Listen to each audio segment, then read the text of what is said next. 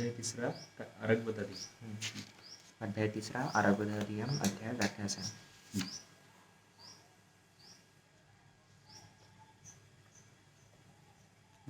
इतिहास महाभगवान आत्रेय. संस्कृतमध्ये नाही वाचलं तरी चालेल, मराठीतला अर्थ आपण वाचू आणि त्याचा नेमका अर्थ काय आहे, प्रॅक्टिकली काय घेता येईल किंवा अनुभवातून काय घेता येईल त्याचा आपण विचार करू. म्हणजे श्लोक नाही वाचायचा, श्लोक नको वाचू. सरळ सरळ जसं बहिर परिमार्जन के 6 प्रयोग. हेडिंग वाचायचं, बाह्य प्रयोगार्थ 32 सफल योग. ठीक आहे, म्हणजे काय त्याचं बहिर्परिमार्जन केले 6 प्रयोग असं म्हणून पुढचं वाचन आपण सुरू करू. एखादा छोटा श्लोक असेल तो वाचायचा. बहिपर्जनाचे 6 प्रयोग आहेत. भाव्याची पाने, टाकडाच्या बिया, करंजबी, अडोळसा, गुडवेल, गेडफळ, हळद आणि दारू हरिद्रा. तुझ्याकडे वही नाही का? वही आहे, तू काय कर, तो वाचत असताना महत्वाचे काही पॉईंट मी सांगते तेवढे फक्त लिहून ठेव. नोटबुक डायरी घे, नोटबुक घे, किंवा मी सांगितलं तसं कीप ॲप सांगितलं होतं त्याने सांगितलं का तुला? डायरी. हां, ॲप असतं ना आपलं, त्याच्यावर करायचं. म्हणजे ते डायरी कधी पण हरवू शकते, है ना. कधी ते वेळेवर भेटत नाही, पाहायला गेलं तर सापडत नाही. मग ते ॲप एक आहे तुझ्या मोबाईलवर असेल कदाचित, कीप म्हणून.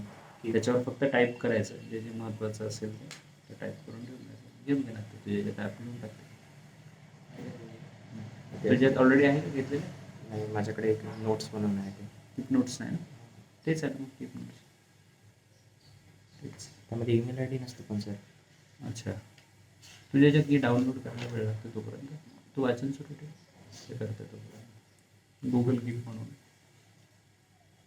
श्राव्य, गंधविरोजा, देवदार, खदीर, ढ, निंब, वावडिंग, कन्हेरीची साल, बुर्जपत्राच्या गाठी, लसूण, शिरीष, लोमश, गुगुळ आणि कृष्णगंध यांच्या साली, पनिज, वत्सक, सप्तपर्णा, पिलू, कोष्ट, जाईची कोवळी पाने, बेखाण, हरेणू, त्रिवृत्त, दंती, बिब्बा, गैरिक आणि रसांजन, मनशिड, हरताळ, गुहधूम, छोटी वेलची, कासिस, लोध्र, अर्जुन, नागरमुथा आणि सरद. सुरुवातीचं हे भेषज चतुष्क चालू आहे ना.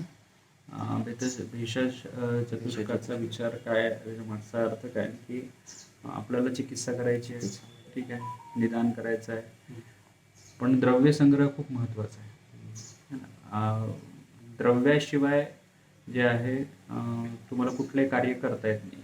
द्रव्य काय ते एक मीडिएटर पाहिजे. मला फक्त गुण माहिती आहे, निदान माहिती आहे, चिकित्सा काय करायची आहे ते माहिती आहे, पण त्याच्यासाठी लागणारं व्हेकल जे आहे ते द्रव्य आहे, टूल है ना. टूल महत्त्वाचं. तर शस्त्राला प्राधान्यता देऊ आपण असं जर विचार केला तर द्रव्याला इथे चिकित्सेच्या बाबतीत प्राधान्य. जर काय चिकित्सेचा विचार केला तर तिथे द्रव्य इम्पॉर्टंट आहे. म्हणून ग्रंथकाराने सुरुवातीला भेषज चतुष्क जे आहे त्याच्या माध्यमातून सर्वात पहिले सामुग्री संकलन. युद्धाला जायचं आहे तर पहिले शस्त्रास्त्र पाहिजे आहे, बळ पाहिजे आहे ना. तर जेव्हा कुठे तुम्हाला आजाराचा विचार येईल तिथे तुमच्याकडे फक्त आजाराचं निदान करून चालेल का? नाही. निदान झालं म्हणजे चिकित्सा झाली असं होत नाही. आणि तुम्हाला चिकित्सा करताना विनाद्रव्य ते होणं शक्य नाही, ठीक आहे. तर द्रव्य जे आहे पहिल्या अध्यायात सांगताना काय सांगितलेलं आहे की गुणाश्रित. गुण जे आहे कशाच्या आश्रयाने राहतात? द्रव्याच्या. द्रव्याला गुणाचा जो संबंध आहे, समवाय संबंध आहे, त्यांनी तुम्हाला चिकित्सा करायची आणि गुण वापरायचे. अवस्थाभेद करायसाठी, दोषाचं विलयन करायसाठी जे गुण सांगितलेले आहे, ज्या गुणांनी दोषवृद्धी झालेली आहे, ज्या गुणांनी एखाद्या आजाराची लक्षणं दिसत आहेत, त्या गुणाच्या विरोधी चिकित्सा अपेक्षित आहे. मग तिथं द्रव्य हेच महत्त्वाचं माध्यम आहे. आणि द्रव्य नसतील तर आपण काहीच करू शकत नाही, ठीक आहे ना. म्हणून पहिले द्रव्य संग्रह म्हणून भेषज चतुष्क जे आहे ते आलेलं आहे. तर आत्ता पहिल्या याच्या आधीच्या अध्यायात तसंच जे आहे जेवढे काही पंचकर्माचे आपले 5ही कर्म आहेत त्या कर्माला लागणाऱ्या औषधी वनस्पतीचं वर्णन आलेलं आहे. ब्रॉडली काय काय वापरू शकतो, ठीक आहे. हे औषधी मॅक्झिमम वेळा वापरून जे आहे त्यांनी त्याचं एक संकलन तयार केलं. त्यातल्या त्यात आपण जे वापरू शकतो किंवा त्यातल्या त्यात जे आपण जे आपल्याला सहज मिळू शकतं ते तरी आपल्याजवळ असायला पाहिजे. म्हणून मॅक्झिमम किती त्या काळात जे जास्तीत जास्त वापरलं गेलं आणि त्याचे जास्तीत जास्त रिझल्ट चांगले आलेले आहेत. प्रॅक्टिकली ते यूज करू नये. ग्रंथ कसा आहे, कर्माधारित आहे. कर्म करून पाहिलं, रिझल्ट पाहिले आणि नंतर ग्रंथात इन्क्लूड केलं. साधारणतः असंच झालं असेल ना, की पहिले ग्रंथ लिहिला गेला असेल. काय वाटतं तुम्हाला, प्रॅक्टिकली ग्रंथ वाचताना, कोणतेही लिटरेचर वाचताना जर ते समाज उपयोगी असेल, मानव कल्याणासाठी असेल, तर ते प्रॅक्टिकली पहिल्यांदा केलं गेलं असेल, परफॉर्म केलं असेल ना. म्हणजे गाडी चालवल्यानंतर गाडी कशी चालताना प्रॉब्लेम येत आहेत ते त्यांनी डिटेक्ट केले असतील आणि नंतर ते थेरॉटिकल लिहिले असतील. तसंच चिकित्सा करताना येणाऱ्या काय अडचणी आहे किंवा काय द्रव्य वापरायला पाहिजे याचं एक संकलन करण्याच्या पूर्वी, लिहिण्याच्या पूर्वी ते प्रत्यक्ष वापरून गेले असतील. जसं एखाद्या रुग्ण आला असेल, त्याच्यावर वापरलेल्या औषधी किंवा पंचकर्म करताना येणाऱ्या अडचणी, त्यातून एक नवीन संकल्पना तयार झाली, या अडचणीसाठी हे असायला पाहिजे. आणि वारंवारता जेव्हा दिसली तर ती वारंवारता इन्क्लूड करून मग ती लिहिल्या गेलेली आहे, ठीक आहे. मग सुरुवातीला त्यांना ग्रंथरचना करताना जे सूत्रस्थानाचं अध्याय आहेत त्याच्यामध्ये भेषज चतुष्काचा क्रम पहिले आहेत समजा. मग त्याच्यामध्ये आपल्याला ह्या सगळ्या औषधी संकलनाचा विचार केलेला आहे. तर त्यात आतापर्यंत आपण पंचकर्माच्या बाबतीत काय औषधी वापरायच्या होत्या त्या पाहिल्या अपमार्गामध्ये. आता इथे तुम्हाला जे आहे बहिर्परिमार्गन आरगवती अध्याय आणि जो श्लोक पहिला आलेला आहे त्यातला जो पहिला आरगवत शब्द आलेला आहे, त्या आरगवताला धरून अध्यायाचं नाव आरगवती अध्याय असं आलेलं आहे. वाच त्यातलं पुढचं. Keep note, Google keep.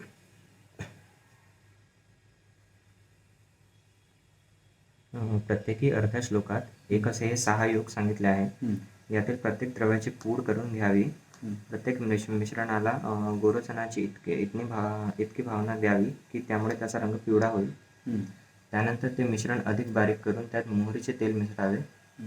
चिकित्सकाने त्याचा लेप रुग्णाला लावावा. या लेपामुळे कष्टसाध्य अशी कुष्ठे, त्वचारोग, नवे किलास, कुष्ठ, इंद्रलुप्त, केटीव, दद्रू, भगंदर, अपची आणि पामा, खरूज लवकर बरी होतात. आता पहिल्या अध्यायामध्ये अंतरपरिमार्जनाचा विचार केलेला आहे. म्हणजे आतमधलं जे शुद्धी आहे त्याचा विचार केला.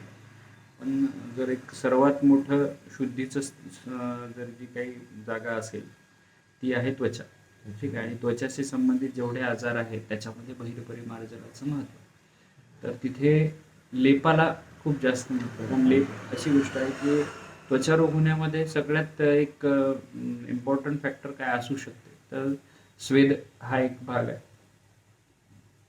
रोमकूप हा एक भाग आहे, त्वचा जी वरचा स्तर आहे आणि पुढचे 7 स्तर जे सांगितलेले आहेत, सप्त, तर ते सगळे स्तर एकमेकावर अवलंबून आहे. मासल भागापासून पुढे वरवर आलेली त्वचा जे आवरण आहे ते प्रोटेक्टिव्ह आहे. सगळ्यात जास्त प्रोटेक्शन स्किन करते, तर ती प्रोटेक्शन बाहेरील वातावरणाशी जर मॅच करू शकले नाही किंवा आभ्यंतर अडचणीमुळे ते बाह्य वातावरणासोबत संतुलित राहू शकलं नाही तर तिथे त्वचेचे वेगवेगळे आजार होत आहेत. मग ते रोमकुपामुळे होतील किंवा आभ्यंतर दोषाच्या जे काही बदललेल्या अवस्था आहे त्याच्यामुळे होईल किंवा बाहेरून येणाऱ्या आघातामुळे होईल, है ना. कुठून तरी त्याचा पहिला जो इफेक्ट आहे इंटरनल राहील, एक्सटर्नल राहील. त्या 2 गोष्टीचा जो विचार आहे तो त्वचेच्या बाबतीत मांडून पहिले त्वचेला बाह्य भागाकडून परिमार्जित करण्यासाठी हे 6 जे योग सांगितलेले आहे ते सांगितलेले. तर इथे जर तुम्ही शांततेने वाचलं तर तुम्हाला लक्षात येईल की 6 योग सांगल्यानंतरही त्या प्रत्येक 6 योगाला काय सांगितलेलं आहे, गोपित्ताची भावना द्यायला सांगितलेलं आहे, जेणेकरून ते पिवळं होईल. एकदा ते 6 योग वाचल्यानंतर जे हे वाच, मनशिला, हरताळ तूप, गुरुधूम, एला, कासिस, लोध्र, अर्जुन, नागरमोथा तथा सर्ज, ये 6 योग आधे आधे श्लोकों में कहे गए हैं. इनमें से प्रत्येक औषध का चूर्ण बनाकर उसमें गोपित्त की भावनाएं दे, जिससे चूर्ण वर्ण पीला हो जाए, फिर उन्हें पुनः पीस कर सरसों का तेल मिलाकर चिकित्सक उनका लेप कराए। इन लेपों के लगाने से कृच्छ साध्य कुष्ठ, नया श्वेत कुष्ठ, इंद्रलुप्त, किटिभ, दाद, भगंदर, अर्श, अपची, पामा और शीघ्र ये रोग शीघ्र नष्ट हो जाते हैं. ठीक आहे. तर लेपाचं महत्त्व इतकं जास्त इथं सांगितलेलं आहे. पण प्रॅक्टिकली लेप इतकं जास्त वापरलं जातं का, है ना? त्वचारोगात आपण इतक्या प्रमाणात वापरतो का? तर नाही वापरलं जात. आता आहे म्हणजे आम्ही आमच्या प्रॅक्टिसमध्ये पण नाही वापरत. औषधोपचाराचा वापर करतो, पण होतं काय की लेप जे आहे ते तेवढ्या वापरलं जात नाही. पण लेपाचा वापर करून पाहायला हरकत नाही प्रॅक्टिसमध्ये. नुसतं लेपावरच चिकित्सा जर आधारित असेल, परिमार्जन इतकं महत्त्वाचं असेल, तर लेप चिकित्सा पण महत्त्वाची आहे. तर याच्यातलं आपण यावेळेस आता काही नवीन एखादा पेशंट आला तर त्यावेळेस हे 6ही लेपपैकी एक लेप वापरून पाहू. याच्यातला कोणता करण्यासारखा लेप आहे सोपा? आरगबत के पत्ते, एडगज के बीज, करंज के बीज, वासा, गुडची, मदनफळ, हैदरा हा पहिला पण आहे. गंधविजोरा, देवदार, खदीर, निंब, विडंग, कन्हेर की छाल, भोजपत्र की गाठे, लहसुन, गिरीश, लोमश, गुगुळ तथा छाल, फणिजक, वसक, सप्तपर्ण, अच्छा.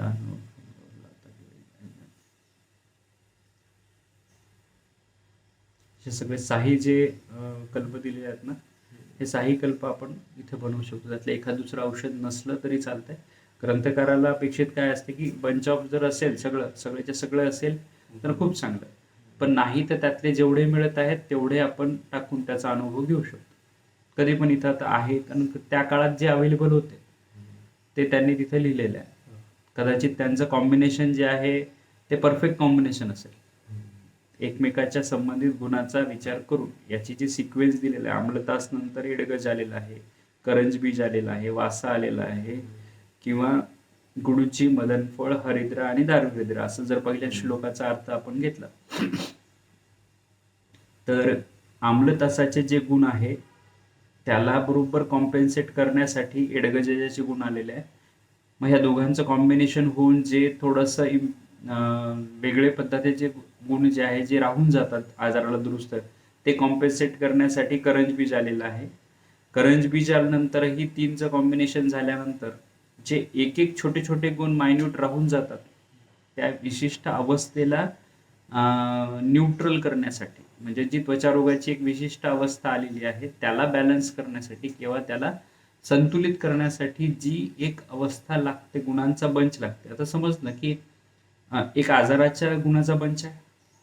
जर तुम्ही ते कोणता मॅट्रिक्स पिक्चर पाहिला असेल, आठवतं का मॅट्रिक्स पिक्चर? त्याच्यामध्ये ते कोड्स असतात, प्रत्येक याला एक कोड दिलेला असतो आणि ते कोड्स असे ते लाईनिंगने हे होतात. जसं तुम्ही हे बारकोड असतात, बारकोड मध्ये आता समजा जोपर्यंत तो बारकोड मोटर बंद करून,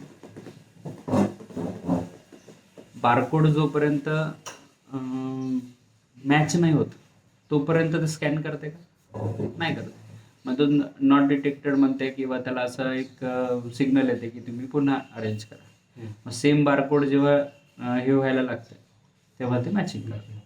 म्हणजे सेम आता ह्या सर्व औषधीची एक स्वतःची आयडेंटिटी आहे आणि त्या आजाराची एक स्वतःची आयडेंटिटी आहे. याचं जे कोडिंग आहे ते या औषधात आहे. जसं एक समज ना, लॉक आहे आणि चाबी आहे. जोपर्यंत ते लॉक परफेक्ट चाबी शोधत नाही तोपर्यंत ते काय करते की जस्ट अटकते आणि सोडून देते. म्हणजे त्याला जे परफेक्ट कॉम्बिनेशन लागते नंबरिंगचं ते जोपर्यंत मिळत नाही तोपर्यंत तो अटकून बाहेर येतो. पुन्हा जेव्हा परफेक्ट चाबी लागली तर ते लॉक ओपन होते. सेम तसंच आहे आजार आणि औषधांचं. द्रव्य जे आहे याच्यात विशिष्ट गुणांचं एकल द्रव्य असेल तरी त्यात गुण आहे.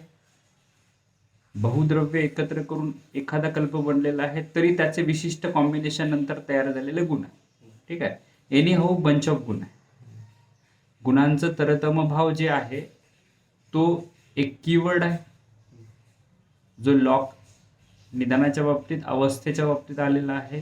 ते लॉक ओपन करण्यासाठी जस्ट इथं तेच होतं, बाकी काही नाही होतं.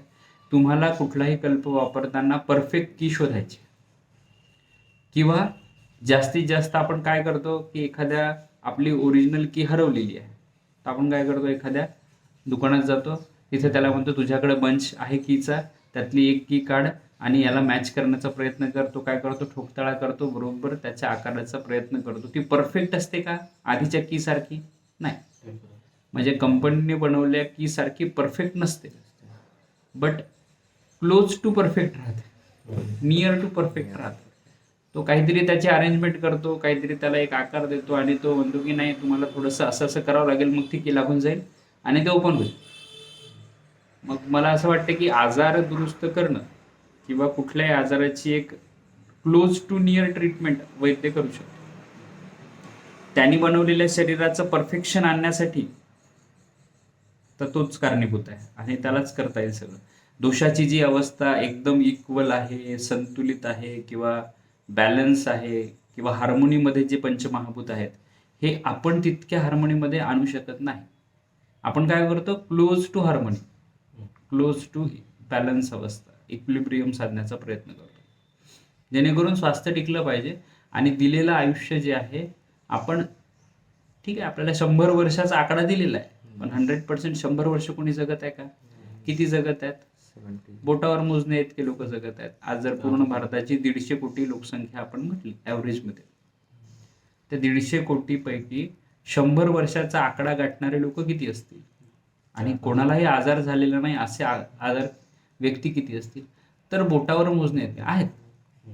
परफेक्शनकडे जाणारे आहेत लोक, संतुलित लोक आहेत, नियमात राहणारे आहेत, पण त्यांचा आकडा फार कमी आहे.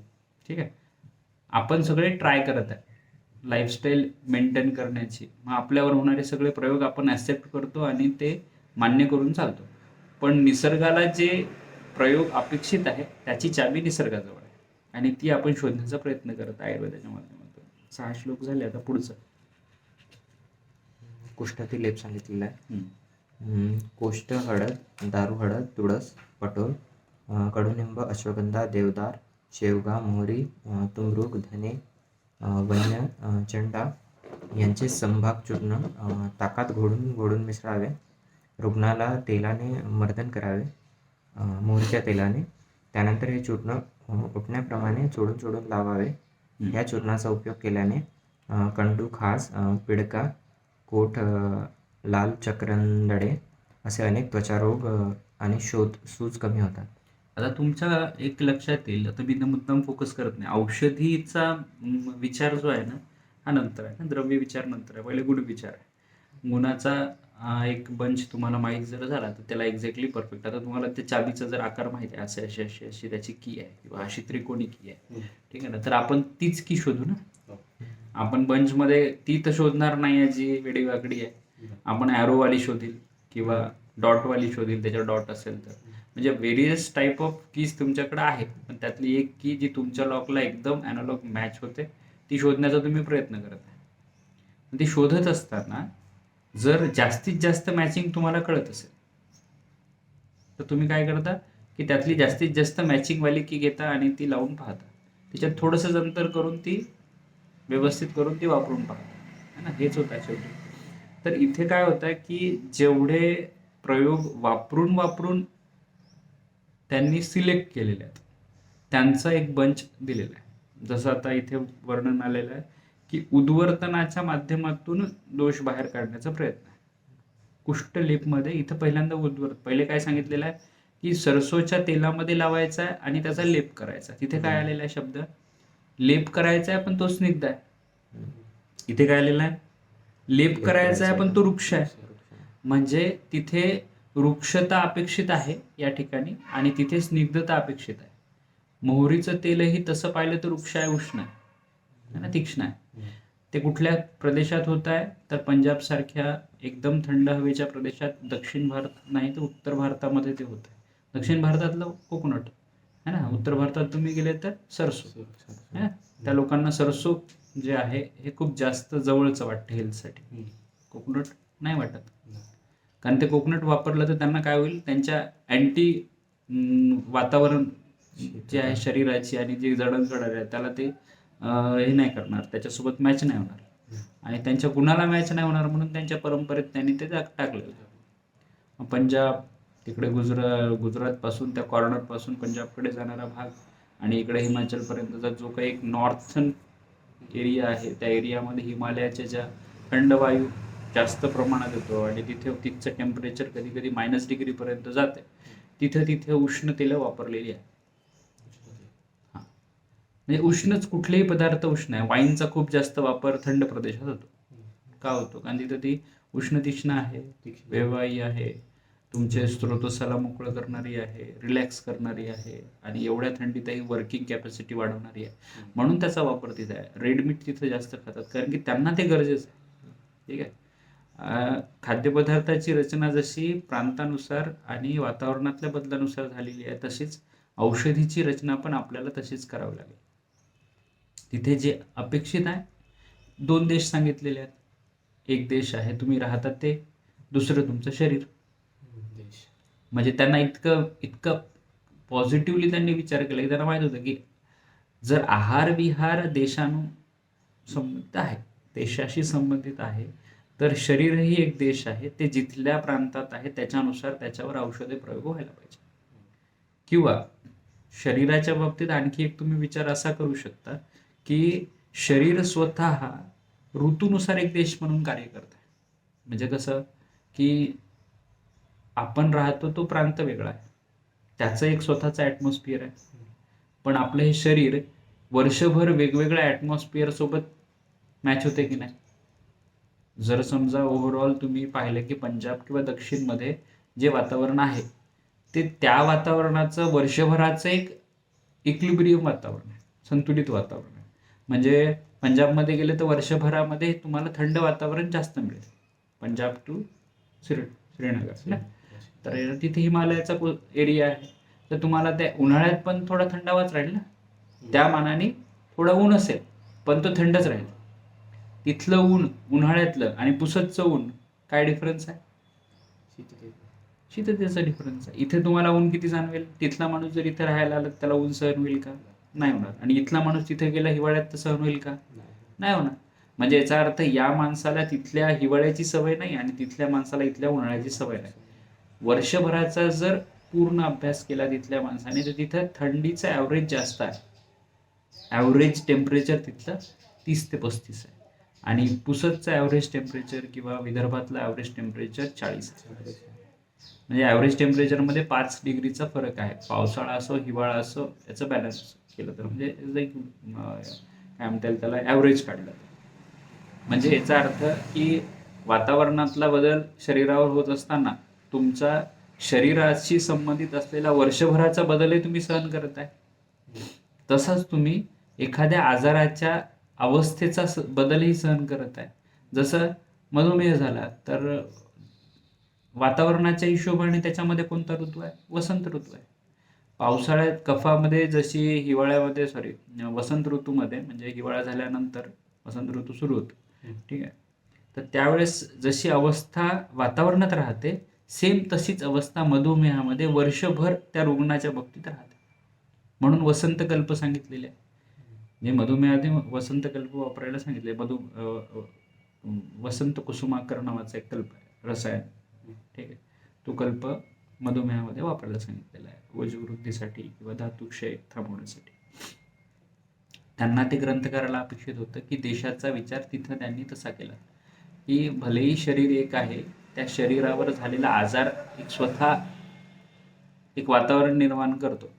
ते वातावरण जे आहे ते ऋतूनुसार कसं असेल याचा विचार करून ते कल्प आलेले आहे. ठीक आहे. मग ते दोषाचा पण तिथे हे करेल. कारण की जसं तुम्ही उन्हाळ्याकडे जाता, वसंत ऋतू सुरू होते, तसं दोष काय होतं? कफ प्रकुपित अवस्था दिसत आहे वसंतात. वसंताची प्रकुपित अवस्था जी आहे ती दोषाच्या बाबतीत कफ आहे. तसं मधुमेहामध्ये कफ दोष जे आहे तो ऑन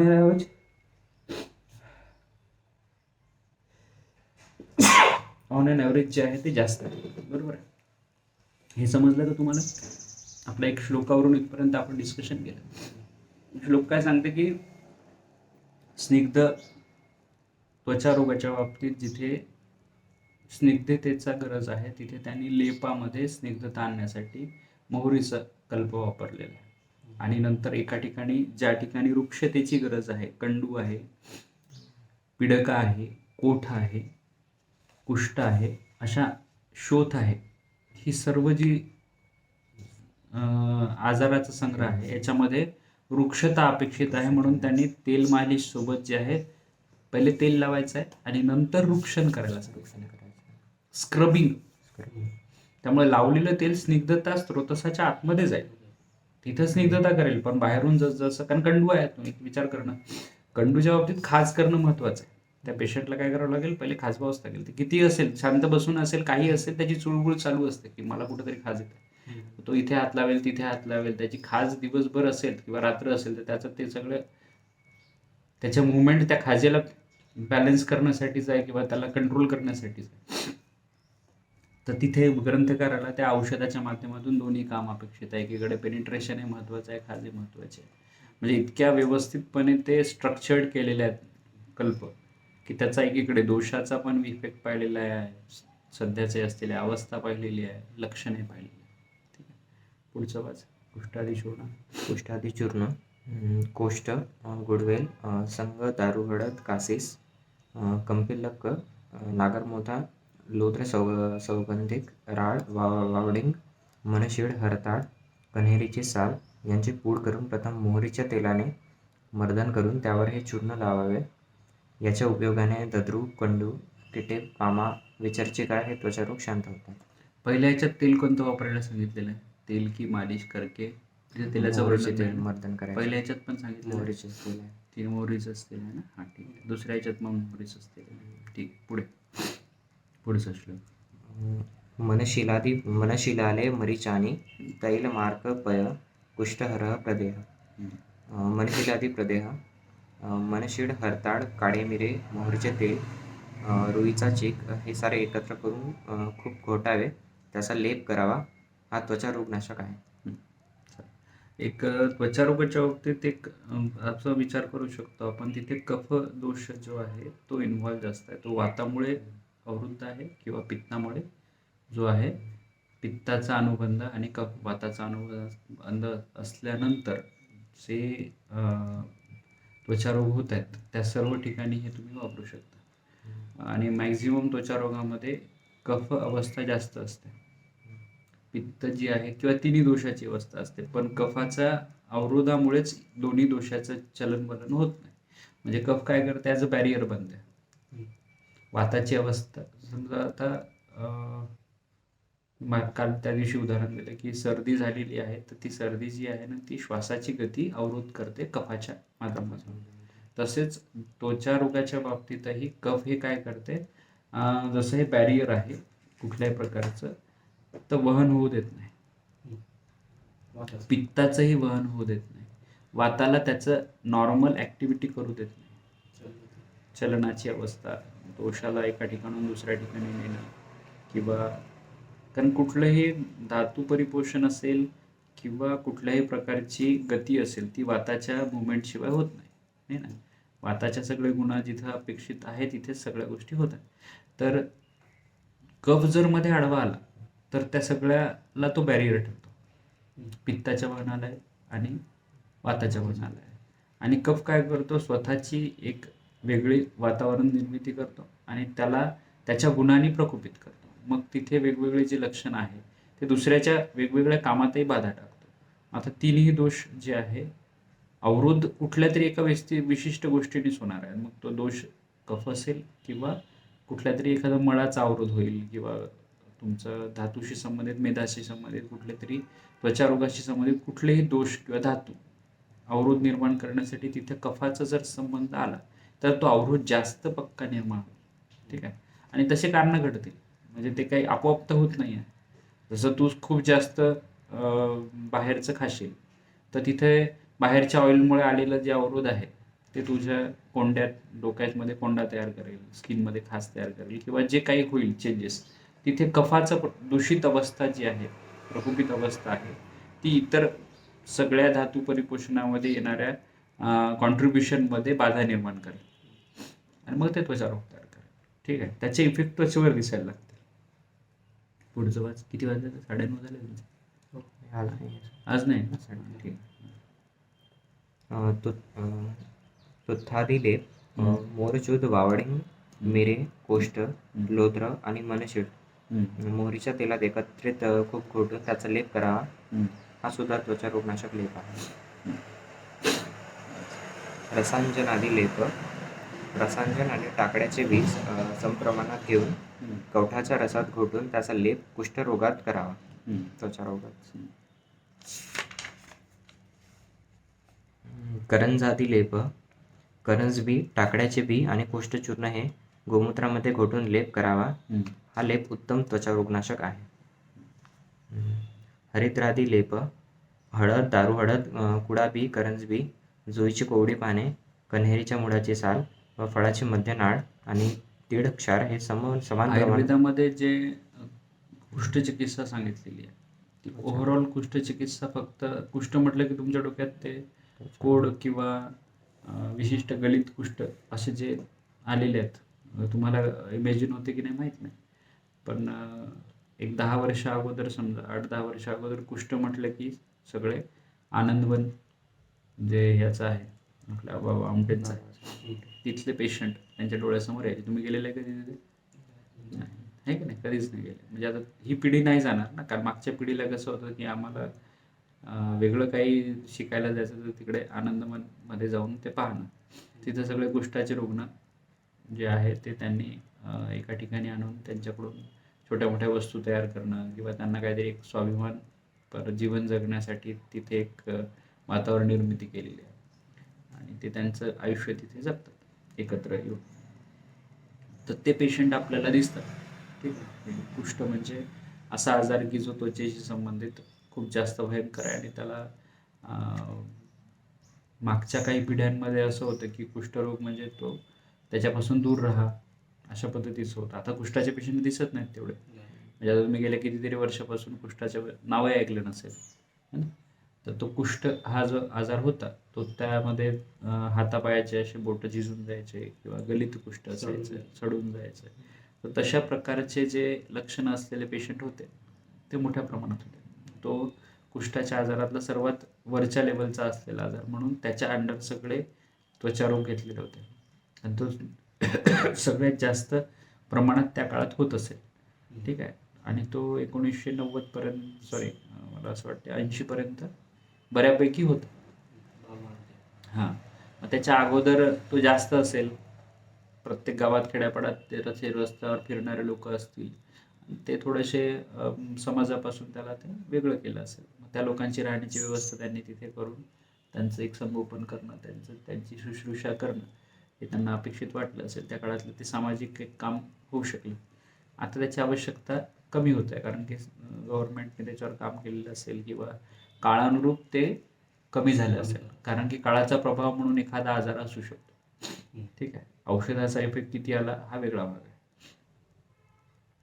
कारण की आता समजा कोविडचं आत्ता काही नाव घेतलं तर कुठलं कोविड है ना. तसंच विशिष्ट काळानुसार विशिष्ट काही आजार काही विशिष्ट कालावधीसाठी जे आहे ते या पृथ्वीवर सतत येत गेलेलं आहे.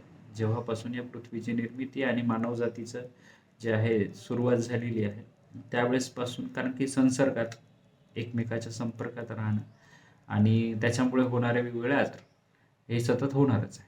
ठीक आहे. मानवालाच नाही आहे, ते प्रत्येकच प्राण्याला आहे, फक्त रिॲक्ट मानव जास्त करतो. ठीक आहे. त्याची चिकित्सक बुद्धी असल्यामुळे किंवा त्याच्यामध्ये विचार बुद्धी अहंकार या सगळ्या गोष्टी असल्यामुळे तो प्रत्येक गोष्टीचा विचार करून त्याचं उत्तर शोधण्यासाठी आणि जीवन सुखी ठेवण्याचा प्रयत्नासाठी हे सगळं खटाटोप आहे. आपण सगळे एकाच गोष्टीसाठी काम करत आहे की आपलं आयुष्य सुखी राहिलं पाहिजे. सुखाच्या शोधात आपण सगळे आहोत. मानवजात एकाच गोष्टीसाठी कार्यरत आहे, ते म्हणजे सुख. मला सुख मिळालं पाहिजे. तर हे त्वचारोग जे आहे त्या काळात होते. आता आपण त्या सगळ्या औषधांचा वापर आत्ता सध्या असलेल्या त्वचारोगाशी संबंधित करू शकतो. कारण की बेसिक विचार बदलत नाही आहे. ठीक आहे. औषध स्वरूप किंवा लक्षण स्वरूप बदललेलं आहे. ठीक आहे. औषध स्वरूप बदललेलं नाही आहे. आपण त्याचा विचार करू शकतो कसं की समजा उदाहरण द्यायचं झालं तर सिम्पटम्स जे आहे त्याचं कॉम्बिनेशन बदललेलं आहे. एका सिम्पटम सोबत दुसरं सिम्पटम दिसत असताना आपण त्याचं नाव वेगळं दिलं तर तो आजार वेगळा होतो, असा आपल्याला आत्तापर्यंतचा अभ्यास आहे. म्हणजे आता मॉडर्न सायन्समध्ये काय होतं की 5-6 वेगवेगळे लक्षणं एकत्र आले की त्या आजाराचं नाव बदलून जातं. आयुर्वेद त्याला काय म्हणतं की तुम्ही आजाराला नाव देण्याची आवश्यकता नाही. त्याच्या ज्या कॉम्बिनेशन्स आहे हे तर घडोघडी बदलणार आहे. कारण की थोडंसंही लक्षण बदललं, व्यक्ती बदललं तर न्यूमोनिया झाला असेल किंवा सर्दी झाली असेल, प्रत्येकाला सारखीच सर्दी राहते का? नाही. म्हणजे कॉमन सिम्पटम्स जे आहे बंच, तो एक आजार असू शकतो असं आयुर्वेदाला मान्य नाही. आयुर्वेद काय म्हणतं की त्याची अवस्था हे त्याचं निदान आहे. त्याला वेगळं नाव द्यायची गरज नाही. म्हणून आयुर्वेदामध्ये एका टायटल खाली जवळपास सगळे आजार केलेले आहेत. ज्वर या टायटल खाली ज्वराचे सगळे प्रकार आलेले आहेत. मग ते कोरोनाचा ज्वर असेल, टायफॉइडचा असेल किंवा एनी हाऊ कुठल्याही प्रकारचा ज्वर असेल, ते एका टायटल खाली आलेलं आहे. ज्वर या अध्यायामध्ये सर्व ज्वराची चिकित्सा आलेली आहे. कुष्ठ या अध्यायामध्ये सर्व त्वचा रोगाची चिकित्सा आलेली आहे. तुम्ही कुठलाही त्वचा रोग घ्या, त्याला तुम्हाला त्या टायटलच्या बाहेर जाण्याची गरज नाही किंवा त्या टायटल अंडर आलेल्या सगळ्या जो बेसिक ढाचा आहे त्या ढाच्याच्या बाहेर जाण्याची गरज नाही. संप्राप्ती तीच राहील. हेतू चेंज होतील, बदलेल काय? कारण. कारण बदललं की लक्षण बदलेल. हे कसं वाटतं? कारण जे आहे हे महत्वाचं. कारण तर काळानुरूप बदलतात. तुझ्या लहानपणी जे कारण तुला वाटत होतं ते आज नाही आहे सर्दीचं. आज तुझं कारण काय आहे सर्दीचं? रात्री फिरणं, मोबाईलवर बोलणं किंवा रात्री जागरण करणं. लहानपणी करायचं का तू? नाही करत. लहानपणी काय करत होतं? आईस्क्रीम खाणं, थंड खाणं किंवा जे नको पाहिजे ते मागणं, हे होतं कारण कफाचं. आज कफाचं कारण काय आहे? मित्रासोबत बाहेर बसणं, हे कारण आहे. रिलॅक्स मोमेंट जे आहे ते कारण आहे. किंवा जोशमध्ये केलेल्या गोष्टी हे कारण आहे. मग कारणं बदलत जातात. इफेक्ट जे आहे त्या कारणारूप येतं. जे तुम्हाला कोणता सत्कार्यवादाचा सिद्धांत आहे, असत कारणात, काय तो आहे का पाठ तुला? कारणाशिवाय कार्य नाही. एखादं कारण घडल्याशिवाय कार्य नाही. आत्ता घडलेली घटना ही कुठल्या तरी कारण स्वरूप आहे. एकच कारण वेगवेगळ्या घटनांसाठी कारणीभूत असू शकते किंवा एकच घटना वेगवेगळ्या कारणाने घडू शकते. तर हे काय वेगळं नाही आहे, हे सर्व चिकित्सेचा बेस आहे. आपल्याला असं वाटतं ते वाचताना की अरे काय एवढं काय बेसिक आपल्याला सांगायचं की कारण आहे म्हणून कार्य घडत आहे, कार्य घडत आहे म्हणून कारणाची अवस्था आहे. तेवढं इतकं सोपं नाही आहे. ते त्यांनी सांगितलं ते खूप जास्त ट्रिमेंडस त्या काळात विचार विनिमय झाला असेल, त्याचे रिझल्ट्स पाहिले असतील त्या सिद्धांताचे, आणि ते सिद्धांत जेव्हा प्रत्यक्षात प्रत्येक ठिकाणी, बरं ते सिद्धांत फक्त रोगाच्या बाबतीत नाही. तुम्ही इथं आले त्याच्यासाठी एक कारण आहे, मी इथं बसून आहे त्याच्यासाठी पण एक कारण आहे. त्या कारणाचा हेतू आहे एक कार्यसिद्धी. मला तुमच्या माध्यमातून एक कार्य घडवून आणायचं आणि माझ्यासाठी ते काय कार्य करेल याचा प्लॅन माझ्या डोक्यात आहे. ठीक आहे. म्हणजे कुठलीही गोष्ट एका विशिष्ट उद्देशाने घडते. आज जरी ती घटना दिसत असेल तर त्याच्या मागचं एक लॉजिक आहे. ते लॉजिकच्या आधारावर ते चालत आहे. लॉजिक म्हणजे परफेक्ट त्याचं प्रोजेक्शन आहे, योजना आहे. निसर्ग योजनाबद्ध पद्धतीनेच कार्य करतात. जरी दिसत नसेल, आपण सोप्या शब्दात तर म्हणतो की सहज मूर्खपणा. आपण त्याला कुठलाही अर्थ देत नाही. पानही पडत आहे, त्याच्या मागे योजना आहे. ते पान खाली पडल्यानंतर कुठल्याच तरी एका प्राण्याचं पोषण करणार. त्या दिवशी मी तुम्हाला सांगितली ही गोष्ट. आपण त्या दिवशी डिस्कशन केलं होतं. तू होता का त्या दिवशी? फर्स्ट जमिनीवर पडलेलं पान किंवा टेकडीवर असलेलं झाड आणि जमिनीवर असलेलं झाड या दोघांचं एकमेकांसोबत समवाय संबंधाने जे आहे, जशी आपली वेब स्ट्रक्चर आहे सध्या, तू माझ्यासोबत कनेक्ट आहे वेबनी, मी कोणातरी मुंबईच्या व्यक्तीसोबत वेबनी कनेक्ट आहे, पण ते वेब कनेक्शन दिसते का? नाही दिसत. का दिसत नाही? कारण आपण त्याचा विचार करत नाही. ठीक आहे. ज्यांनाही माहीत असेल की हे सगळे एकमेकांसोबत कनेक्ट आहेत, ते खेळतात की नाही आपल्यासोबत? ते काय करतात? आपल्या अकाउंटमधून पैसे काढून घेतात, आपल्याला एखादा फेक कॉल करतात. हे त्यांना नॉलेज आहे, ते काय करतात? बरोबर त्या स्ट्रक्चरचा वापर करून आपल्याशी कनेक्ट होतात. आपल्याला वाटत आहे इथं बसून आपण डिस्कशन करत आहे, पण या मोबाईलनी काय केलेलं आहे? सरळ गुगलला सांगितलेलं आहे, युट्यूबच्या माध्यमातून इथे हे असं असं डिस्कशन करू. तुला माहित नाही, तू फक्त एवढा विचार करत आहे की सर मला शिकवत आहे, मी ते शिकत आहे. पण ते विचार करत आहे याच्यातलं काय अशी गोष्ट आहे की जी सगळे मानव जातीला चेंज करू शकते, पूर्ण डायव्हर्ट करू शकते. म्हणजे आपण त्या एखाद्या त्या कठपुतलीचा शो असते की नाही, त्याच्यामध्ये त्याच्या पाची बोटामध्ये दोरे असतात आणि खाली ते जशी मुवमेंट केली तसं तर त्याची मुवमेंट होते.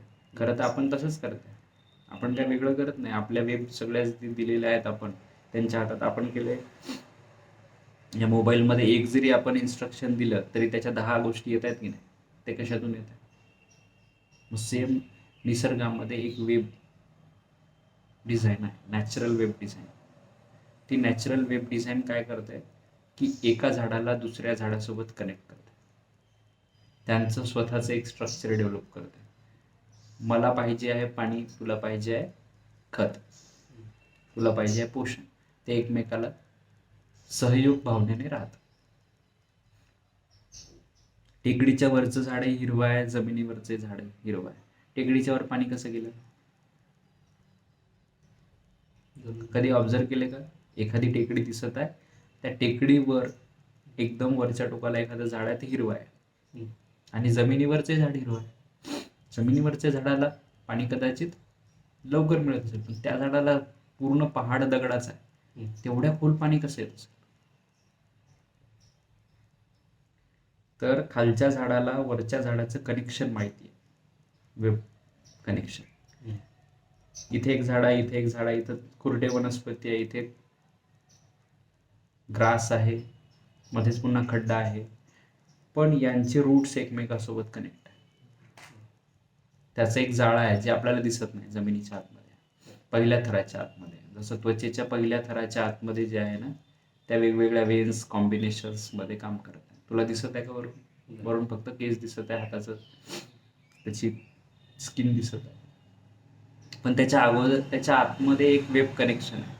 जसं तिकडे त्या वनस्पतीचं झाडाचं वेब कनेक्शन आहे, तसं इथे आपल्या वेबचं, नर्व्हचं आणि कॅपिलरीजचं एक जाळं आहे. कुठल्याही एका ठिकाणी आपण टच केला तर बुद्धीला कळते की नाही मला इथे टच आहे. सेम तसंच त्या वनस्पतीला जर एका ठिकाणी टच केला, त्याला लागलं, तर त्या वरच्या झाडाला कळते की त्या खालच्या झाडाला काहीतरी त्रास होत आहे. ठीक आहे. ते झाड म्हणते की ही माझंच प्रोजेनी आहे, माझ्याच बीजाला एका पक्षाने नेलं होतं आणि वर टाकलं होतं, त्याचं झाड तयार झालं, म्हणजे माझेच ते रूट आहेत. ते काय करते, खालचं झाड माझ्याकडे असलेलं एक्स्ट्रा पाणी जे आहे ना, त्या वेब थ्रू त्याला पाठवते, रूट्स टू रूट्स ते जाते आणि त्यालाही पोषण देते. ते म्हणते मी जर या निसर्गाचा थोडा भाग घेतलेला आहे, मला एवढं लागत नाही, तू घे. सहकार्याची भावना, त्वचेमध्ये, स्किनमध्ये, या शरीरामध्ये तसंच त्वचेची किंवा शरीराची एकमेकासोबत सहकार्याची भावना आहे. आणि त्याला एक शब्द आहे की एकमेकासोबत राहून इतकं सहकार्य आहे की एकाला त्रास झाला की दुसऱ्याला दुखते. म्हणजे इथे टाचणी लागली, डोळ्याला पाणी येते की नाही. म्हणजे त्यांचं प्रेम एकमेकाबद्दल किती आहे, cell to cell combination, cell to cell जे अटॅचमेंट आहे.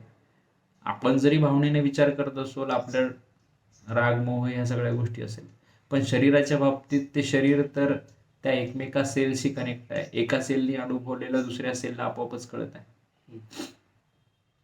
सेम तिकडे वनस्पतीचं तसंच होत आहे.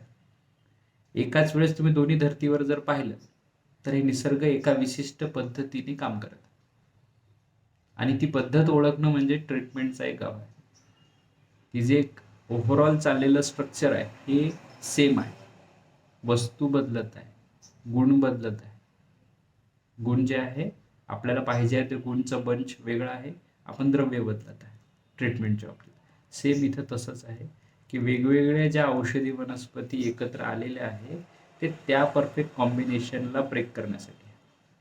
लक्षणांच्या आपण कुठून सुरुवात केली होती, कुठल्या विषयावरून सुरुवात केली होती? वेबवरून सुरुवात केली होती, त्वचावरून सुरुवात केली होती. पण नंतर आता शेवटी एक असं लक्षात येत आहे की हे सगळं एकाच धर्तीवरून पाहू शकतो आपण, ते हे आणि त्वचारोग. ठीक आहे. ग्रंथकाराला जे अपेक्षित आहे की एक बॅनर दिलं त्यांनी कुष्ठरोग, त्याच्यामध्ये सगळे त्वचारोग आले.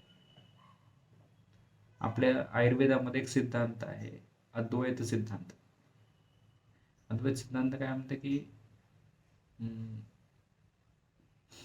तुम्हाला जे त्याला दुसऱ्या पद्धतीने असं सांग, पिंडी ते ब्रह्मांडी शब्द आलेला आहे. म्हणजे तुम्ही एका वस्तूचा ज्या पद्धतीने विचार करता ती वस्तू निसर्गाच्या ब्रह्मांडाच्या स्वरूपात जी आहे ती आणि ब्रह्मांडात असलेल्या सर्व गोष्टी एका वस्तूच्या स्वरूपात आहे, ते सारखंच आहे. म्हणजे आत्ता मी जे तुम्हाला उदाहरण सांगितलं ते पण सेम तसंच आहे, पिंडी ते ब्रह्मांडी या न्यायावर आहे. तुम्ही जे विचार करत आहे ते या पृथ्वीच्या बाबतीत विचार जे करत आहे तेच तुमच्या शरीराच्या बाबतीतही ठराविक पद्धतीने तसंच लागू पडतं, वेगळं नाही आहे. एका आजाराच्या बाबतीत जे करताय ते समुच्च आजाराच्या बाबतीत करत आहे तरी सारखंच आहे. म्हणजे सर्व अवस्था विचार करताना, सर्व आजारांचा विचार करताना तुम्ही जर एका आजाराचाही परफेक्ट अभ्यास केला तरी सर्व आजाराचा विचार करू शकता, आणि सर्व आजाराचा अभ्यास करू शकता तर तुम्ही एका आजारावरही काम करू शकता. सत्कार्यवादावरून आपण इथपर्यंत पोहोचलो. आता योगायोगाने हे वाचताना एकदम सत्कार्यवादाचा अभ्यास आपण करून टाकला किंवा त्याच्या एक उदाहरण स्वरूपातून आपल्याला लक्षात आलं. ठीक आहे, पुढचा वाच ह्या अध्याय आपण पलाश निर्दहा रस. पळसाच्या झाडाच्या मुळाच्या चारही बाजूंना खोदून मुख्य मुळाला छेद द्यावा व त्याच्या खाली मातीचे भांडे ठेवावे. घटाला कापडाने कोणत्या तरी पदार्थाने झाकावे. नंतर मुळाभोवती चारही बाजूंनी गोहऱ्याची रास करून ती पेटवावी. झाडाचा रस त्या घटात जमा होतो. कुठला श्लोक आहे? श्लोक नंबर 16. 16 कुठं आलेलं? कोला दिले पलाश निर्दहा रस. किती?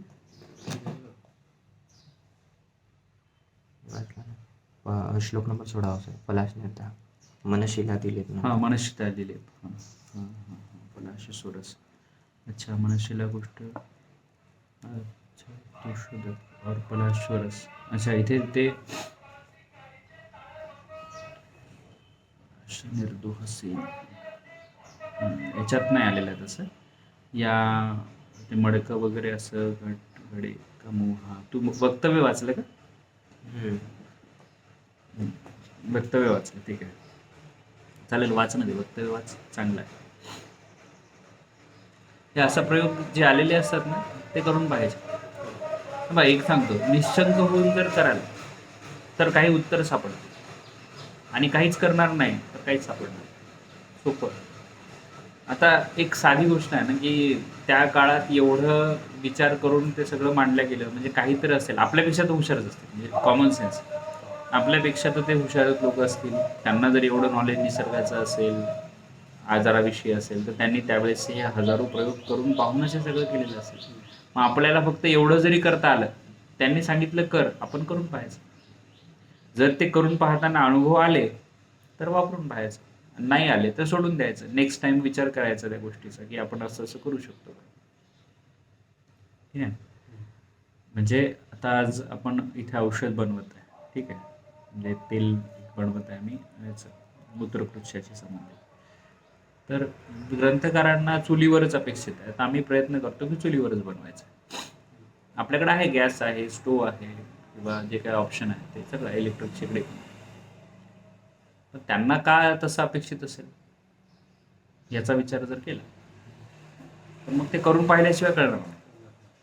ठीक आहे. मग त्याच्यासाठी तुम्ही लाकडं आणा, चूल आहे, आपल्याकडे चूल आहे मागे, चुलीवर आपण ते बनवतो औषधं सगळं. ठीक आहे. तर चुलीचा वापर करून औषधं बनवल्यानंतर त्याचं पेनिट्रेशन पॉवर जास्त असते. ते मानवीय शरीराला एक संतुलित लेवलवर टेम्परेचरवर तयार होते, जे गॅसवर होत नाही. गॅसवर कन्सिस्टन्सीने टेम्परेचर जाते, एकाच फ्लोमध्ये असते. ते कमी जास्त होते का? नाही होत. चुलीचे फ्लो कसा असतो, कधी कमी असतो, कधी जास्त असतो, कधी जवळ लाकडं आलेले ते जास्त असतो, दूध पेटत पेटत आल्यानंतर कमी होतो. म्हणजे त्याची वेव अशी तयार होईल, पुन्हा अशी अशी वाढेल, अशी अशी. तर या तिन्ही start mid end, start mid end, हे जे पॉईंट त्या अग्नीच्या बाबतीत येत असतील, ते काय करत असतील की एक वात असेल, एक कफ असेल, एक पित्त असेल. म्हणजे वाताची उष्णता, कफाची शीतता आणि पित्ताची तीक्ष्णता, या तिन्ही दोषावर ते कार्य करत असतात. त्रिविध अग्नी आपण म्हणतो. अन्नाची संबंधित पचनाची कशी अवस्था आहे, त्रिविध अग्नी आहे ना. त्रिविध अग्नी काय सांगते की सकाळी भूक, दुपारची भूक आणि संध्याकाळची भूक वेगवेगळं आहे का? आहे का वेगळं? आहे ना. भुकेची तीव्रता कमी जास्त आहे की नाही, वातानुसार, पित्तानुसार, कफानुसार. कफ प्रधान व्यक्ती असल्यास त्याची भूक थोडीशी मंद राहील, वातप्रधान असेल त्याची विचलित राहील, पित्त प्रधान असेल त्याची तीक्ष्ण राहील. प्रत्येकाची भूक सारखी नाही आहे. मग अन्न तयार करताना हे अग्नी 3 पद्धतीने वापरलं तर ते तिन्ही प्रकारच्या लोकांना सॅटिस्फाईड करेल, म्हणून चूल वापरायची. चुलीवर अन्न तयार करण्यासाठी आजही आपण चुलीवरचं अन्न जास्त सॅटिस्फाईड पद्धतीने जेवण करतो. पहिल्यांदा असं व्हायचं की गॅस जेव्हा आला, स्टोव्ह आला, तेव्हा लोकांनी ते वापरून पाहिलं, कारण की ते नवीन इन्व्हेन्शन होतं. टाईम टेस्टेड नव्हतं, पण टाईम वाचवणार होतं, वेळ वाचवणार होतं, म्हणून त्याचा ऑप्शन म्हणून निवड केली. आजही कदाचित ते टाईमच्या हिशोबाने बरोबर आहे, इलेक्ट्रिक शेगडी, गॅस किंवा बाकीच्या गोष्टी. पण जसजसं आपण त्याच्यावर आणखी जवळ जातो तसं एक गोष्ट लक्षात येते की ती आरोग्याच्या दृष्टिकोनातून चांगली नाही. मग वेळ शेवटी काय आहे, आज तुम्ही इकडे वेळ वाचवताय तर तिकडे आरोग्यासाठी वेस्ट करत आहे. जर सर्व गोष्टी सुखासाठीच चालू आहेत, शेवटी सुख नसेल तर ती आत्ताची काही उपयोगाची नाही. म्हणून तुम्हाला आत्ता कदाचित पुणे, मुंबई किंवा मोठ्या शहरामध्ये चुलीवरच्या जेवणाच्या पाट्या दिसत असतील. जे पहिले रोजचं सुख होतं ते आता कधी कधी तरी सुख मिळत आहे. म्हणजे 30 वर्ष अगोदर, 40 वर्ष अगोदर आपण चुलीवरच जेवण करत होतो, चुलीवरच जेवण आपण तयार करत होतो. तेव्हा लाकडं किंवा ह्या संपदा जाळण्यासाठी किंवा याच्यासाठी तो विषय नव्हता. मुळातच ती संकल्पना चुकीची आहे की वनस्पती किंवा लाकडून जाळून त्याच्यापासून तयार केलेलं ते वनस्पती, निसर्ग नष्ट होतो वगैरे. निसर्ग तेव्हा भरपूर होता. आपण निसर्गाला नष्ट करण्याचे वेगवेगळे माध्यम ऑलरेडी तयार केले, मग आपल्याला प्रॉब्लेम सुरू झाले. निसर्गानुकूलता आपली पहिले होती ती आपण नष्ट केली. वस्तूच्या मागे लागण्यात आपण निसर्गाला संपवलं. मग आपण आता सुख पुन्हा शोधत आहे निसर्गाकडे जाऊन. वीकेंडला जाण्याची पद्धत नंतर सुरू झाली. ऑलरेडी आपण ओव्हरऑल वीकच तिथं होतो, आपल्याला वीकेंड जाण्याची गरज नव्हती. पण आपण काय केलं, निसर्गापासून दूर गेलो. पुन्हा मग सलमान खानचा एखादा जो फार्म हाऊस आहे तो याच्यामध्ये मुंबई पुणे हायवेवर है ना. म्हणजे मुंबईत राहून आनंद शोधण्यात आपल्याला वेळ जास्त चालला, म्हणून आपण विकेंडला तिथे चाललो है ना. आपल्याला बाहेर का जायची इच्छा होते, कारण आपण निसर्गापासून तुटलो. आपल्याला माहिती आहे, शरीराला, मनाला, अंतर्मनाला हे माहिती आहे की आपला सर्व आनंद निसर्गाशी जोडलेला आहे. पण आपण निसर्गाला हरवण्यासाठी पहिले बाहेर पडतो आणि मग पुन्हा निसर्गाकडे जाऊन त्याचा आनंद घेण्याचा प्रयत्न करतो, कारण त्याच्यात ठरवण्याची क्षमता तुमची आहे, म्हणून तुम्ही तसं वागता. निर्णय क्षमता तुमची आहे ना. माणसाला काय वाटतं की माझी निर्णय आहे की मी निसर्गासोबत राहील किंवा वस्तूसोबत राहील. मग इथे हारणं निसर्गाचं नाही आहे, माणसाचं. माणूस जसजसा निसर्गापासून दूर जाईल तसतसं त्याचे आजार स्वरूप वाढेल. त्याचं सुख घेण्याची इच्छा जी आहे ती वस्तूकडून पुन्हा निसर्गाकडे आपोआपच येईल. आत्ताचा संक्रमणाचा काळ आहे की नाही, हळूहळू काय होत नाही, माणूस पुन्हा निसर्गाकडे चाललाय की नाही. त्याला जे पहिले वाटत होतं की पब मध्ये जाऊन मजा करण्यात एक वेगळा आनंद आहे, डान्स पार्टी करण्यात वेगळा आनंद आहे. किती लोक त्या डान्स पार्टी नंतर किंवा अशा ज्या याच्यानंतर सॅटिस्फाईड राहतात. दुसऱ्या दिवशी सगळे एकटेपणाच असतो की नाही, मग त्याला पुन्हा निसर्गाकडे जाऊन सगळ्या गोष्टी शोधावं लागते की नाही, कुठेतरी शांतता शोधावं लागते की नाही. मग ही ऑलरेडी होती, ती शांतता आपण आता शोधत, ते रिलॅक्सेशन शोधत.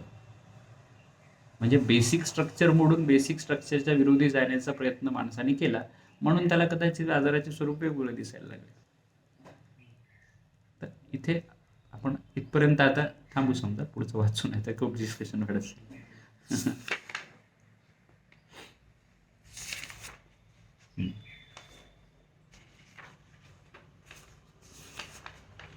एवढा कंप्लीट करून राहतो, फक्त श्लोक वाच आणि त्याच्या श्लोक नाही अर्थ वाच, कारण की मॅक्झिमम याच्यात तेच आहे की कॉम्बिनेशन ऑफ औषध आहे आणि तिथे कुठल्या तरी एका बंच ऑफ लक्षणाला दुरुस्त करण्यासाठी ते कॉम्बिनेशन आहे, म्हणजे गुणाचं एक कॉम्बिनेशन दिलेलं आहे. ठीक, वाच पुढचं. आरगवतातील लेप, बहाव्याची कन्हेरी आणि काकमाचीची पाने. आता कॉमनली काय काय येते, ब्रॉडली काय औषधी आहे आणि एक तेल वापरलेलं आहे आणि ते एक तर उद्वर्तनाच्या माध्यमातून किंवा लेपाच्या माध्यमातून दिलेलं आहे. वाच पुढचं. त्याची पाने संभाग घेऊन ती ताकाबरोबर एकत्रित कुटून त्याचा लेप तयार करावा. रोग्याने मोहरीचे तेल अंगाला चोळून लावल्यानंतर त्यावर हा लेप लावावा. हा लेप त्वचा रोगनाशक आहे. वाथर लेप, जलचर पशुपक्ष्यांचे मांस आणि माशांचे मांस समप्रमाणात घेऊन त्याचा वेसवार सुखोष्ण असताना लेप केल्यास वात रोगाची पीडा शांत होते. वातनाशक लेप, गंधद्रव्ये आणि दशमूलांचे चूर्ण करून त्यात तूप, तेल, वसा आणि मज्जा मिसळून त्यांचा गरम लेप लावल्याने वातरोग दूर होतात. उदरशूलनाशक लेप, ताकात जवाचे चूर्ण आणि जवखार घालून ते चांगले खालावे. त्याचा गरम लेप पोटावर लावावा असता उदरशूल नष्ट होतो. इथे पहा, आता थोडंसं इथे हे झालेलं आहे की आता बाह्य भागातही आम्लरसाचा वापर केलेला आहे. म्हणजे मठ्ठा जे आहे ते आंबट रसाचा आहे, बरोबर आहे. आभ्यंतर ग्रहणीचा विचार करतानाही तक्रारिष्ट सारखी औषधं किंवा ताकाची औषधं जी आहे ती ग्रहणीमध्ये वापरलेली आहे किंवा अतिसारात वापरलेली आहे किंवा जिथे जिथे अग्निमांद्य आहे तिथं वापरलेली आहे. ठीक आहे. तर ताकाची जी विशिष्ट लक्षणं आहे त्याचा इथं गुण आहे त्याचा इथे वापर केलेला आहे. मग बाह्यताही ताक जे आहे ते वापरून जे उदरशूलाचा लेप इथं तयार केलेला आहे, बाह्य वापरूनही पेनिट्रेशनसाठी जव किंवा यवक्षारासारखी औषधं वापरली. एक क्षार पेनिट्रेशन पॉवर याच्यात जास्त आहे. कुठलंही क्षार जे आहे ते काय करते, छेदनभेदनाचं काम करेल, त्याच्या उष्ण तीक्ष्ण गुणाने ते पेनिट्रेशन जास्त असेल म्हणून ते बाहेरील लावूनही गरम लेप लावूनही उष्णतेच्या माध्यमातून आतमध्ये झालेलं आहे. आता इथं उष्ण लेपाचे वर्णन आहे. आतापर्यंत स्निग्धलेप आपण पाहिले, आतापर्यंत आपण वृक्षलेप पाहिले, आता स्निग्धलेपासोबत उष्ण लेप आलेले आहेत. लेप हा जो आहे इथे गरम लेप लावायला सांगितलेला आहे उदरशूलासाठी. ठीक आहे, पुढचं. वातव्याधीहर लेप, कोष्ठ, बडीशेप, वेखंड आणि यवपीठ एकत्र कांजीमध्ये घोटून त्यात तिळाचे तेल मिसळून लेप कडत करून लावल्यास वातरोग नाहीसे होतात. वात रक्तहर लेप, बडीशेप, बाळंतशेपा, ज्येष्ठमध, मोह, बला, प्रियाल, कशेरुक, तूप, विदारी कंद आणि साखरे एकत्र घोटून त्याचा लेप वात रक्तात करावा. वात रक्तच वेदनाहर लेप, रासना, गुडवेल, ज्येष्ठमध, चिकना, बला, नागबला, जीवक, ऋषभक या सर्वाचे संभाग मिश्रण घेऊन त्याच्या वजनाच्या चौपट तूप आणि सोळापट गाईचे दूध मिसळून ते शिजवावे. केवळ तूप उरल्यावर त्यात मेण पातळ करून घालून मिसळावे. या लेपाने वात रक्तच वेदना कमी होतात. गोधूमादी लेप, वातरक्तामध्ये मेणाचा वापर केलेला. आपलं ते वातरक्तामध्ये जे तेल आलेले आहे त्याच्यातही मेणाचा भरपूर वापर केलेला आहे. ठीक आहे. लेप जे आहे असे लेप जे आहे ते एखादा दुसरा आपण करून पाहू, ते वापरायला हरकत नाही. ठीक आहे, पुढचं वाच. गोधूमादी लेप, गव्हाचे पीठ, शेळीचे दूध आणि तूप मिसळून त्याचा उष्ण प्रदेह केल्यास वातरक्त वेदना शांत होतात. शीर शूलहर लेप, तगर, मूल, उत्पल, निळेकमळ, श्वेतचंदन आणि कोष्ठ हे तुपात घोळून लेप केल्यास शीरशूल कमी होतो. जसजसं आजाराचं स्वरूप चेंज होत आहे ना तसतसं औषधाचं कॉम्बिनेशन जे आहे ते चेंज होत आहे. शीतप्रधान औषधं किंवा आम्ही त्याला आम्लप्रधान औषधं किंवा क्षारप्रधान औषधं कॉम्बिनेशन होतं. जिथे जिथे कफाचा प्रभाव जास्त असेल तिथं क्षारधर्मी औषधं वापरलेली आहे. जिथं जिथं थंडपणाची अपेक्षा असेल तिथं आम्लधर्मी औषधं म्हणजे थंड औषधं वापरलेली आहे. तर वनस्पती कुठल्या वातावरणात निर्मिती होते त्याच्यानुसार ते त्याचा इफेक्ट क्षारीय असेल किंवा आम्ल असेल. म्हणजे मग आम्ही डिस्कशन केलेलं आहे त्याच्या अगोदर की जेवढ्या काही कोस्टल एरिया आहे तिथे क्षार जास्त आहे, लवण जास्त आहे. तिथल्या वनस्पतीवर क्षार इफेक्ट जास्त आहे. जिथे जिथे अनुप देश आहे तिथे जे आहे आम्लधर्मी औषधी निर्मिती जास्त होते. तसंच वातावरणातल्या बदलानुसार प्रत्येक एरियामध्ये पण क्षारधर्मी आणि आम्लधर्मी औषधीची निर्मिती होते. ठीक आहे. जसं पावसाळ्यातल्या सर्व वनस्पती ह्या आम्लधर्मी आहेत. उन्हाळ्यात ज्या सर्व वनस्पती आहेत त्या सर्व म्हटल्यापेक्षा त्यातल्या त्यात जास्तीत जास्त. ठीक आहे. इथं सर्व या शब्दाचा अर्थ कंप्लीट नाही, मॅक्झिमम त्या क्षारधर्मी होते. ठीक आहे. तर त्या कॉम्बिनेशन्समधून तुम्ही ते निवडू शकता. आणि इथे फक्त काय सांगितलेलं आहे की द्रव्य तुम्हाला स्पष्ट सांगितलेलं आहे हे वापरा, पण त्याच्याच गुणाची सधर्म असलेले तुमच्या एरियातले औषधं तुम्ही वापरू शकता, हे त्याचा अर्थ आहे. ठीक आहे ना. म्हणजे असं काही नाही की मी तर कुठं शोधू, इथं मिळत नाही आहे, मग ते कसं दुरुस्त करू, असं नाही. त्याचा ग्रंथकाराला अपेक्षा काय आहे की हे एक्झाम्पलसाठी आहे. ठीक आहे. इथे गुणाचा विचार करा. आता तुम्हाला सांगितलेला एखादा कुठलाही श्लोक असेल त्यातले औषधं जे आहे ते कुठल्या गुणाचे आहे हे तुम्ही शोधून काढा आणि त्याच्या गुणाची साधर्म्य असलेल्या औषधीचं कॉम्बिनेशन करून तुमच्या प्रदेशात तुम्ही वापरा. कंपल्सरी नाही की तुम्हाला एस टी मिळालीच पाहिजे, लोद्र मिळालंच पाहिजे. तुमच्या इथे जर तसं एखादी काही वेगळी वनस्पती आहे तर ती अनुभवातून तुम्ही तिचे गुण शोधा आणि त्या गुणाचं कॉम्बिनेशन करून वापरा.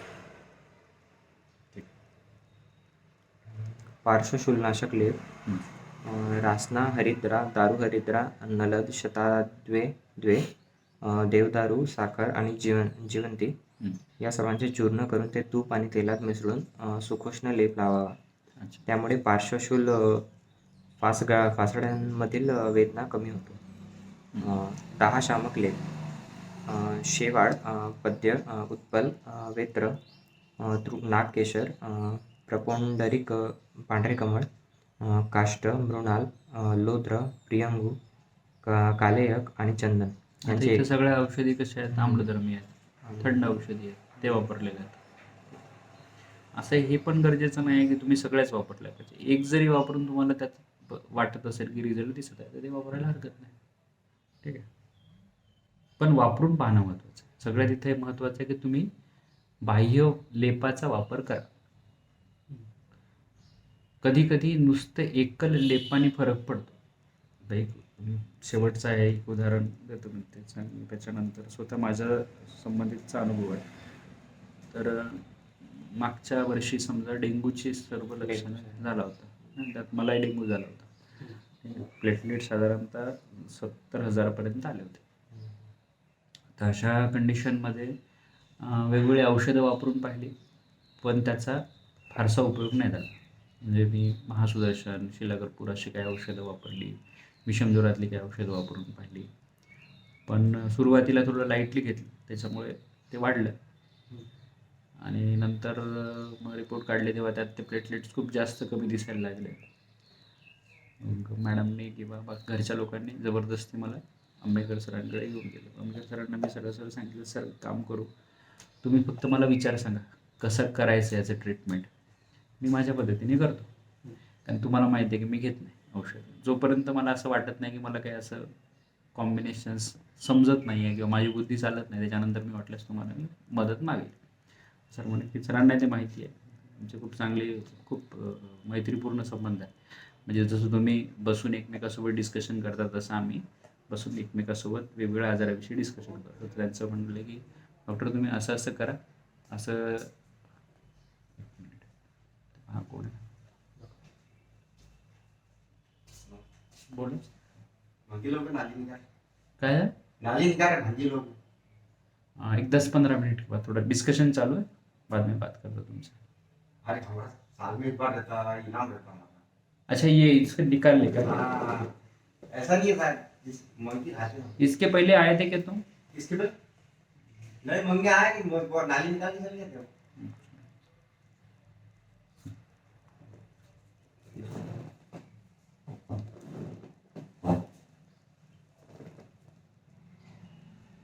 ठीक है ना, नेक्स्ट टाइम देता, मेरे को पहली बार ही दिखे तो। हाँ हाँ ठीक है। नहीं मैं आया करूँगा 15 दिन में हाँ, निकाल लेंगे।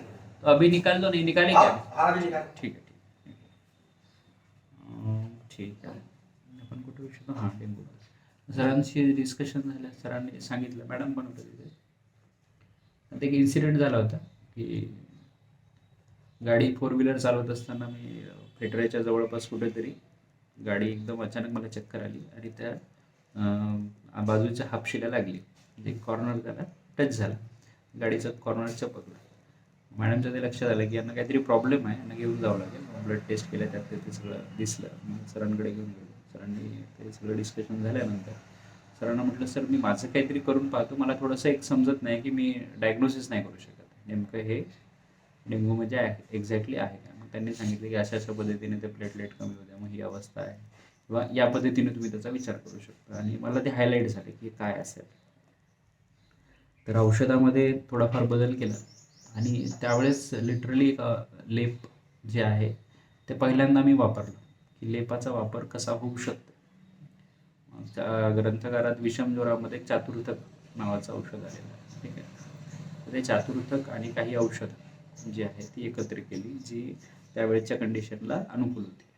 मग ती वापरून जे आहे आपण विचार केला की लावायचं कसं. तर त्यात ज्वरामध्ये पूर्वापर एक कंडिशन आलेली आहे की जे बकरीचं दूध आहे हे थकवा खूप लवकर कमी करत आहे, आणि ज्वर असताना किंवा काही असताना ते वापरायची जुनी पद्धत आहे. तर आमच्याकडे जे काम करणारे आजोबा आहेत, एक ते आदिवासी आहे, त्यांना ते दूध आणायला लावलं. पहिल्या 2 दिवस भेटलं, तिसऱ्या दिवशी भेटलं नाही. त्याच्यात 2 दिवसात आम्ही काय केलं की तो लेप त्याच्यामध्ये मिक्स केला, पूर्ण पावडर, आणि ते पूर्ण अंगाला लावून 15 मिनिट त्याची जसं उपटन सांगितलेलं, उद्वर्तन सांगितलं तसं उद्वर्तन केलं. आता ज्वराचा संबंध कशाची आहे? स्वेदावरोधाशी आहे. ठीक आहे. पित्त प्रधानता तिथे आहे. डेंग्यूमध्ये पण तसंच आहे. ज्वर एक विचार केला तर आपण ज्वराची बेसिक संप्राप्ती जी आहे ती जी सांगितलेली आहे की ती स्वेदावरोध सांगितलेली आहे. बरोबर आहे.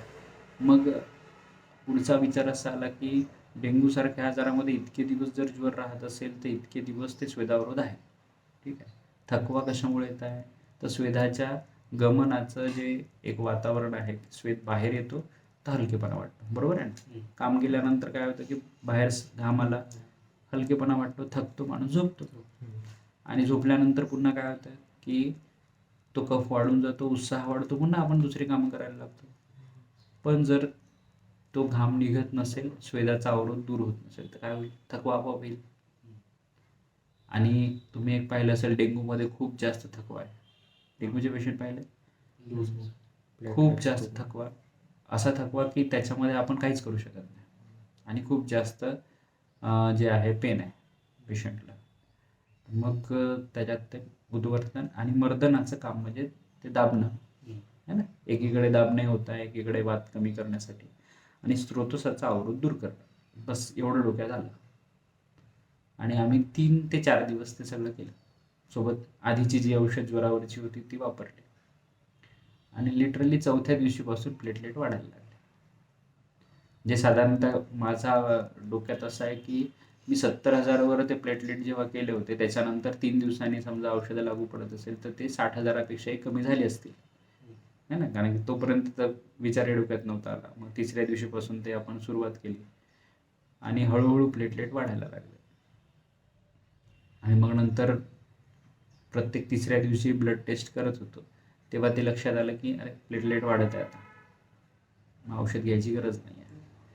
आपण कंटिन्यू पूर्ण 8 ते 15 दिवस औषधं घेतली, आणि साधारणतः 7 ते 8 दिवसानंतर प्लेटलेट एकदम नॉर्मल लेवलला आल्या किंवा त्याच्यापेक्षाही जास्त झाल्या.